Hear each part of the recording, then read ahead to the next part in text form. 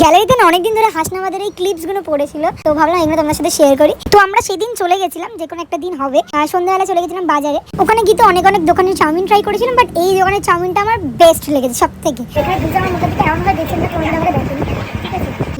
এ ভাই নে লজ্জা করিস না, খাওয়াতে লজ্জা করিস না।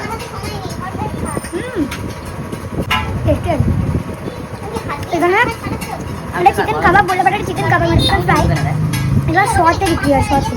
এখানে পেঁয়াজিও শর্টে বিক্রি হয়। আগের বারে যখন এসেছিলাম তখন আমরা ইয়ে করছি।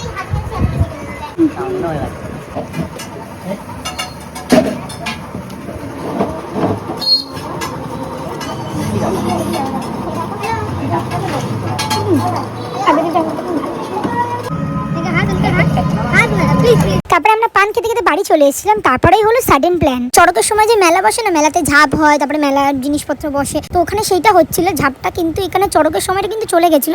তাও ওখানে কেন হচ্ছিল আমি জানি না। আর দেখো কি সুন্দর খেজুর দিয়ে কুমির বানিয়েছে। আমি প্রথমবার ঝাঁপ দেখতে এসেছি। দেখো এবার এই বাচ্চা ছেলেটা ঝাঁপ দেবে, জাস্ট দেখো তোমরা। আর নিচে কিন্তু বটি না কি একটা রাখা আছে, যেখানে আসবে কিছু না কিছু দেখবে সব সময়। দেখো চলে যোগদান দিতে চলে এসছে খেলা। মেলায় এখানে মোটেও যোগদান দিতে আসে না। মেলায় এলে কিছু না কিনলে আমার হয় না মনটা। এখানে যদিও অত কিছু নেই আমাদের মতো, কিন্তু খেলা বিক্রি হচ্ছে সব। দেখি কি পাই, তার একটা কি বিক্রি হয়তো নিতে এসছে সব খেলা। কি হয়েছে আমার? হ্যাঁ তুমি খেলা নিয়ে কি করবে এই বয়সে? তোমার খেলা খেলার বয়স? খেলা ছাড়া এখানে আরো অনেক জিনিস বিক্রি হচ্ছে। যেখানে চপ দেখবে সেখানে রেডি হয়ে যাবে। দেখো এখানে গরম গরম চপ ভাজছে। দেখো রেডি হয়ে গেছে চপ খাওয়ার জন্য। ব্রেড চপ আছে? ব্রেড চপ খাবে না, কাজ যদি এরকম বউ সবার থাকতো তাহলে চপগুলো সব। এই চপটা আমি কিনেছি না, এটা ওরই টাকা দিয়ে কিনেছি, কারণ ওরই খুচরো করা টাকা আমার পার্সে রাখা ছিল।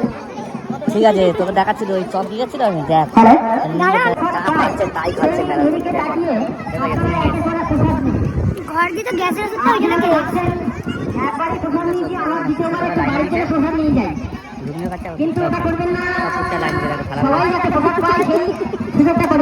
মায়ের মুখে।